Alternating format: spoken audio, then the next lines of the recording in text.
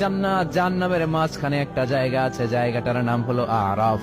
এই আরাফের মধ্যখানে যে দাঁড়া, ওখানে যে মালাকুল মউত কাঁপতে থাকবে। মালাকুল মউত বলবে, আল্লাহ সৃষ্টির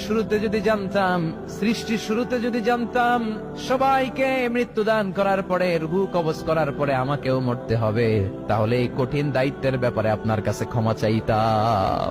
আজকে আমারও যে ভাগ্য বরণ করে নিতে হবে সৃষ্টির শুরুতে, আমি এটা কল্পনাই করতে পারি নাই। আল্লাহ বলবেন, নো টক, মুত ইয়া মালাকুল মউত, মরে যা, মরে যাও। বলার সাথে সাথে মালাকুল মউত এক বিকট চিৎকার হাঁকিয়ে মরে যাবে। মালাকুল মউতের চিৎকারটা সেদিন এত ভয়ঙ্কর হবে, বিষ্ণু ইসলাম বলেন, ওই চিৎকারের আওয়াজ যদি পৃথিবীর মানুষেরা কান দিয়ে শুনতে পেত, তাহলে কিয়ামত সংগঠিত হওয়ার জন্য আলাদা করে ইসরাফিলের সিঙ্গার প্রয়োজন হতো না। ওই চিৎকারের আওয়াজে প্রতিটা মানুষ কানের পর্দা ফেটে ওই জায়গায় লাশ হয়ে পড়ে যেত।